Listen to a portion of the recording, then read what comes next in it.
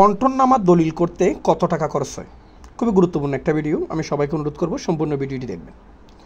মূলত আপনারা জানেন বর্তমান সময়ে বন্টননামা দলিল ছাড়া ওয়ারিশান সম্পদ বা ইসমাইলি যে সম্পদগুলো আছে সেগুলো আপনার বন্টননামা দলিল ছাড়া ক্রয় বিক্রয় কিংবা নামজারি করা যাচ্ছে না।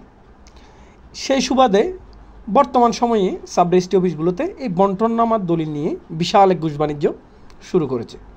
এর মধ্যে আমি যদি আপনাদের একটা বেসিক ধারণা দিই, যেমন 50 লক্ষ টাকা বয়মূল্যের যদি আপনি সম্পত্তির একটা বন্টননামা দলিল করেন, মানেটা হচ্ছে একটা সম্পদের মূল্য যদি 50 লক্ষ টাকার অধিক হয়, 50 লক্ষ টাকার অধিক হলে এরকম একটা জমি যদি আপনি বাটোয়ারা দলিল করেন বা বন্টননামা দলিল করেন, সেক্ষেত্রে 2560 টাকা পর্যন্ত সরকারি ফি আসে।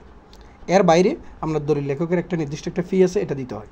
কিন্তু দেখা যাচ্ছে একটা বাটোয়ারা দলিল কিংবা বন্টননামার দলিল করতে খরচ যাচ্ছে 15,000, 20,000, 30,000 টাকা পর্যন্ত খরচ যাচ্ছে।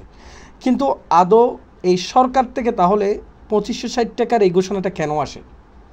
যদি আপনার 15-20 হাজার টাকা দিতে হয়, তাহলে এই সরকার থেকে কেন আসে যে 2560 টাকা দিয়ে আপনার 50 লক্ষ টাকা বয়মূল্যের সম্পদ বাটোয়ারা করা যায়?